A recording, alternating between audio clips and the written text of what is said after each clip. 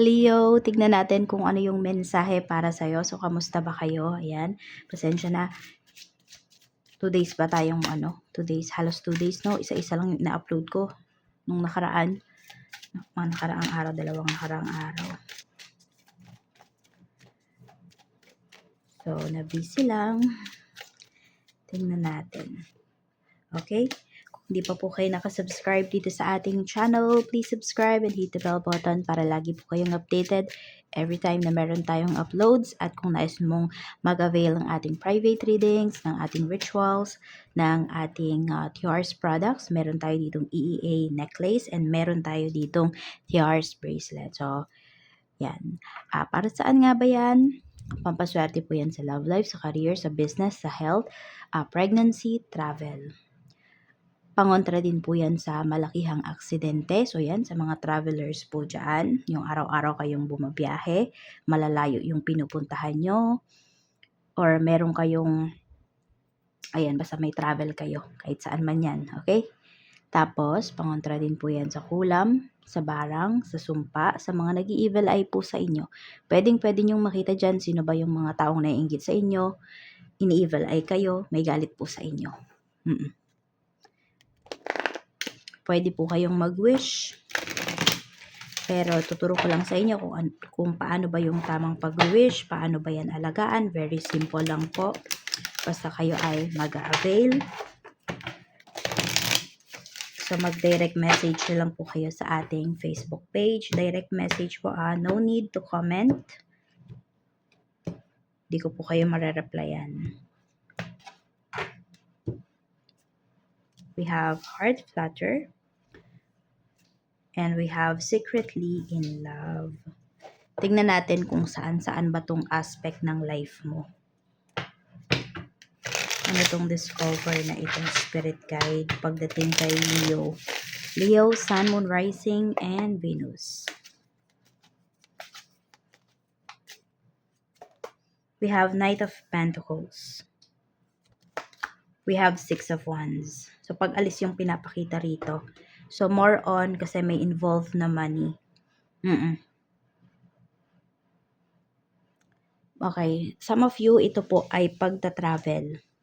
So, pwedeng ma-discover nyo na kung saan ba talaga kayong trabaho, mag-fit in, ano ba talaga yung life purpose mo, career purpose mo.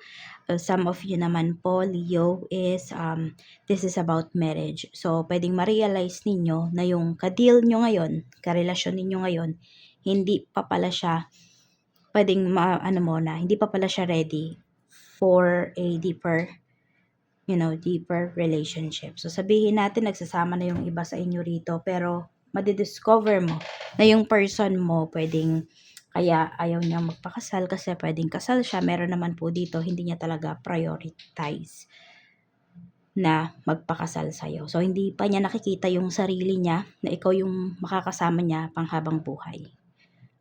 Malalaman mo yon, pwedeng aminin niya sa'yo, pwedeng magkaroon kayo ng heart-to-heart talk, or ibang tao yung magsasabi nito sa'yo. Pwede rin, ayan po, doon sa pupuntahan po ninyo na lugar, bansa, pwedeng doon yung makilala yung taong papakasalan ka o yung mapapangasawa mo. Kaya tingnan nyo yung relationship na meron kayo ngayon. May plano nga ba yung person mo para sa future nyo? Or ikaw lang yung nagpaplano? Or puro plano lang siya, pero ilang years ka nang naghihintay? Tignan mo po yun. So, ano tong heart flutter? We have Queen of Wands. Meron tayong Two of Cups. So, meron po dito magpapalakas ng loob mo. Yan, may tao dito na sobrang, alam mo yung magiging masaya ka kasi dumating yung tao na to sa life mo or nakilala mo yung tao na to. Not just about romantic relationship po, Pwedeng ito ay kaibigan mo, katrabaho mo, na sobrang kasundo mo talaga. At meron din po dito, madami kayong mga papuri, mga praises na maririnig. Okay? Binabati po kayo ng mga tao na 'to or ang dami nilang napapansin sa'yo. Pero more on good things yung napapansin nila, ha. Ayan. So, sasaya yung puso mo. Bakit? Kasi nandito po na nag-e-effort naman talaga kayo, Leo, para sa inyong appearance. Ayan. More on appearance po, yung mapapansin sa inyo ng mga tao. Sabihin natin, okay, so yung iba naman sa inyo, kung hindi kayo conscious pagdating sa appearance ninyo, ano. So, pupuwede po na kung ano yung sabihin natin, yung hobbies mo, ano yung ginagawa mo, doon ka mapupuri ng mga tao, ma-appreciate nila yung ginagawa mo. So, 'di ba, nakakataba ng puso, ganyan po. Secretly in love, we have King of Pentacles. Meron dito someone na masasabi natin, financially, okay, yung tao na 'to. Puwedeng someone ito na opposite sex mo, Leo, na hindi ka nahihirapan na lapitan yung tao na yon. Oo, na I mean sa pagdating sa finances. Meron po dito puwedeng siya pa yung nag-o-offer na mangutang ka sa kanya. So, may feelings sa'yo yung tao na yon, kaya lang hindi niya kasi maamin. Ayan, there is someone na in love sa'yo rito, pero hindi niya kayang harapin. Puwedeng natatakot kasi siya sa rejection. Oo. Alam mo yung ang dami-dami ng sinuong nung tao na 'to, pagdating sa life, pero natatakot siya na umamin sa'yo. So, parang 'pag sa'yo tiklop siya, ganyan. Tignan natin kamusta yung emotions mo ngayon. We have the Emperor. So, nakikita ko lang dito, nandun din yung you are very proud of who you are. You are very proud kung ano yung mga na-attain mo sa life. Very happy yung puso mo. Hindi ko masabi na kontento, but you are happy. Meron tayo ditong the Fool. Ito naman yung iyong kaisipan. So, yung kaisipan mo naman maginhawa. Hindi lang yung feelings mo yung maginhawa, even your kaisipan, your isipan. Tapos, nandito rin yung open ka, no, for adventures. Parang open ka for ano ba, everything ngayon, no? Yan. So, maganda rin yung kaisipan mo rito. Very clear siya, ganyan po. We have 5 of Swords. Ito naman yung pagdating sa iyong spiritual health. Maraming umaatake sa'yo. Okay, pwedeng pagdating sa mga paniniwala mo, laging may kumukontra. Sa lahat ng sabihin natin, kung yung iba sa inyo palasimba kayo, ganyan, laging may nasasabi sa inyo yung tao. And some of you, pagdating yan sa, some of you naman, no, pagdating sa mga sinusuot mo, pagdating sa, ayan, sa mga pinapaniwalaan mo ba, ganyan. Yung iba nga sa inyo, di ba, kung nagsisimba nga po kayo, ayun. Basta ang daming naninira sa'yo, talking behind your back.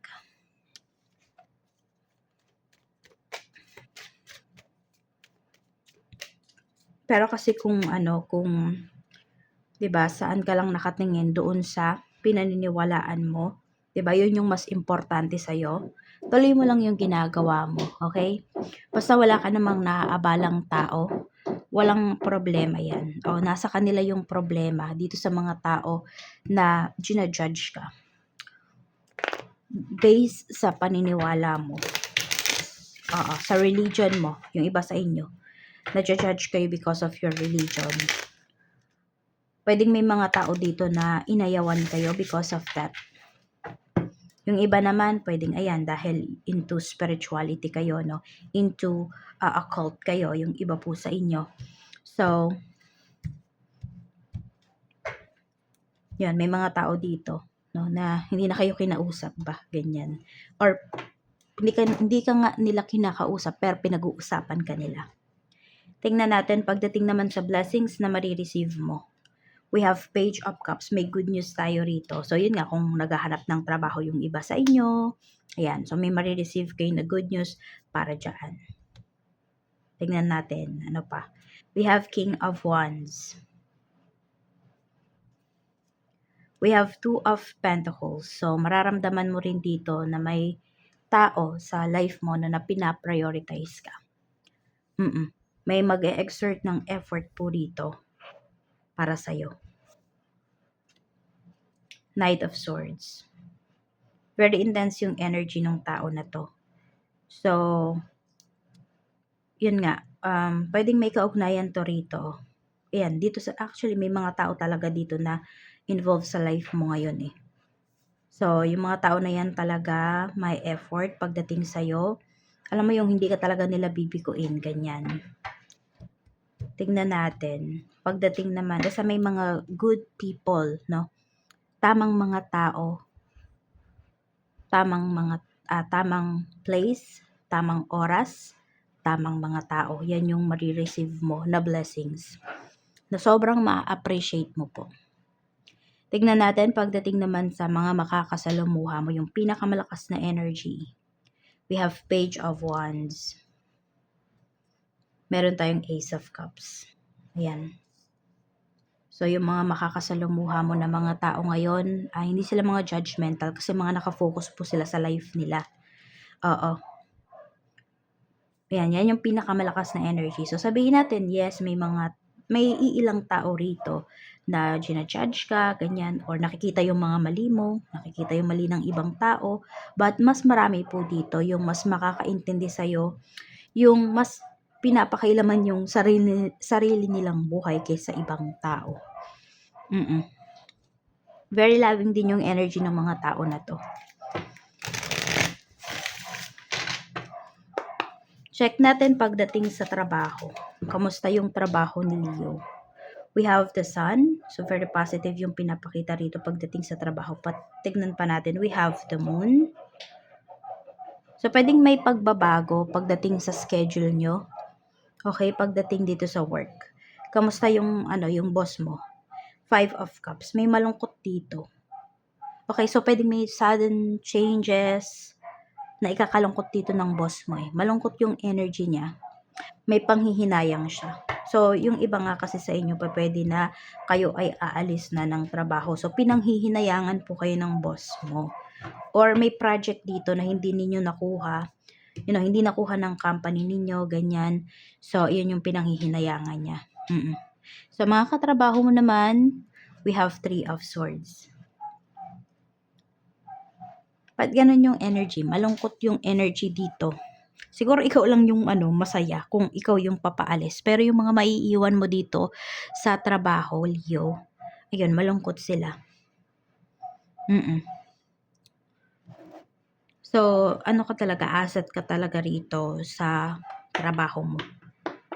Kaya malaki kang kawalan kapag lumipat ka na ng work or pag nag-resign ka na rito sa work mo. Tignan natin sa negosyo naman po, kung meron po kayong negosyo. We have 2 of Swords. We have Queen of Swords. Nag-overthink yung karamihan sa inyo dito na may business. Hindi ba kayo nakakota nitong nakaraan? Nitong mga nakaraang araw? Or kumita naman kayo, pero hindi nyo lang sobrang na-appreciate? Hindi yun yung ina-expect ninyo na sales, ganyan. We have 10 of Cups. So, may pagkakataon ka pa raw para makabawi. Kaya nga 'di ba sabi ko sa inyo dito, happy naman kayo, pero hindi ko lang alam kung kontento ba kayo. Kasi ito, may happiness naman talaga dito. Actually, may contentment nga na pinapakita rito. Fulfilling, no? Oo. Fulfilling yung mga, sabi natin, yun nga, fulfilling naman yung na-receive mo na sales, 'di ba? Pero, pwedeng, nag-iisip pa rin kayo, nag-overthink kayo rito. Sobrang dami bang gastusin? Or yung kinita nyo ba, feeling mo yung kinikita mo dito sa negosyo mo, puro pambayad lang sa bills. Wala, tuloy-tuloy lang talaga ang buhay, 'di ba? Kaya nga nating magtrabaho kasi marami tayong bayarin. Kahit nga yung mga sobrang yaman na, 'di ba? Tuloy-tuloy pa rin sila. Yes, their money work for them, but need pa rin nila yung iba, 'di ba? Need pa rin talaga nilang magtrabaho. Sila nga hindi humihinto. Tayo pa kaya, 'di ba? So, ayan, tignan natin. Kamusta yung mga clients mo? We have Queen of Pentacles. So, pwedeng may magbabayad dito kung may utang sa'yo or may galante kang mga clients ngayong araw. Staff mo naman, we have Strength. Yun. Staff mo naman, wala ka rin namang problema. Okay. Kasi itong energy na to, itong strength natin na to, sa ibang card yan, is ano yan, nagpapaamo ng leon. 'Di ba? Ganun yun.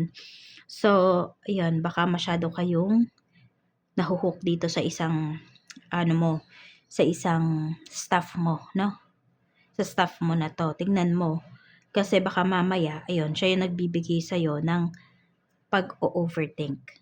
Pwedeng pinagkakatiwalaan mo to, tapos, 'di ba, kaya nag-overthink ka kasi may nafe-feel ka na there's something going on dito sa negosyo mo, pero hindi mo siya ma-pinpoint. So, tignan mo, watch out dito sa staff mo. Ayan.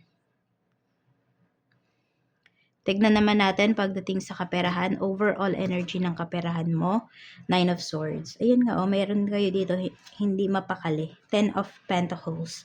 Or di kayo mapakali kasi meron kayong marireceive na big amount of money. O, di ba? Yun yung i-ano nyo, i-claim ninyo. Ayan, we have 7 of Cups. Meron ba dito hindi kayo makatulog kasi di nyo na alam kung ano ba, saan nyo ba gagastusin yung pera nyo? Kasi we have 7 of Cups. Or napakadami ninyong plano pagdating sa pera nyo na na-overwhelm po kayo. So, meron kasing ganyan na, ayun, pag sobrang daming, ayan na yung pera. Tapos sobrang daming gustong gawin. Tuloy, yung pinaka-priority mo, hindi mo siya nagagawa. Kasi, napakadami mong iniisip dito. So, one goal at a time lang yung gawin mo. Or sabihin natin, kung kaya ng pera mo, dalawa lang muna. Doon ka lang muna mag-focus. Wag ka masyadong dito. Munang mag-isip, no? Pagdating dito sa mga pagkakagastusan mo, pag-iinvestan mo, hinay-hinay lang muna. Oo. 'Di ba? Kasi pag sabay-sabay, sabihin natin, magkakaibang basket mo nga nilabas yung pera mo, nilagay yung pera mo pala. Tapos, pero pare-parehas yung timeline. So, 'di ba, kung sabihin natin, hindi naman sa pag-iisip ng negative, pero ganun yung nangyari. 'Di ba, nalugi yung isang portion na to, yung isang basket na to. 'Di ba? Meron namang magtatagumpay, kaya lang mas mabigat yung dating para sa iyo. Kasi sabay-sabay yung time frame no? So, ayun lang, wag mo siyang pagsabay-sabayin. In short, yun yung sinasabi sa atin dito. Check naman natin sa love life. Love life po ni Leo, we have the Hanged Man. So, yun nga, yung iba sa inyo, matagal na kayo naghihintay dito sa inyong relasyon. Napakadami nyo na talagang sinacrifice. Hindi lang naman kayo, even your person. Tignan natin yung issues nyo. So, meron naman dito, naghihintay pa rin. So, naghihintay pa rin kayo sa ex. Sige, dun muna tayo. Babalik pa ba yung ex mo, Leo? Four of Pentacles. We have the Magician. Actually, wala na akong nakikitang pagbalik dito towards dun sa ex mo.